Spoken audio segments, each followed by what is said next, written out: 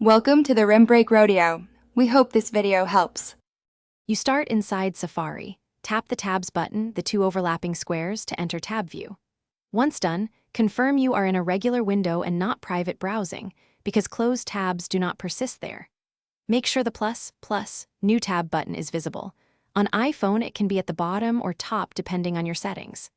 This is the actionable starting point.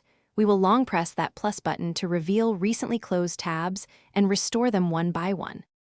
Press and hold the plus button firmly for about 1 to 2 seconds.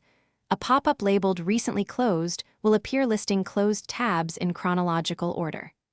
Tap the title you want to reopen. Safari will instantly restore that page into your current tab group. If you need more than one, repeat the long press and tap another entry, or reopen tabs in sequence. This method works quickly because Safari keeps a short history of closed tabs for easy recovery while not in private mode. After reopening the tabs you need, tidy up by closing any extras and continue browsing. If the recently closed list doesn't appear, make sure you exited private browsing. Private windows don't store closed tabs. If long press is unresponsive, force close Safari or restart the iPhone and try again. As a last resort, look in history or check other devices via iCloud tabs. If tabs were explicitly cleared, they may be unrecoverable. Remember, these steps. Thanks for watching.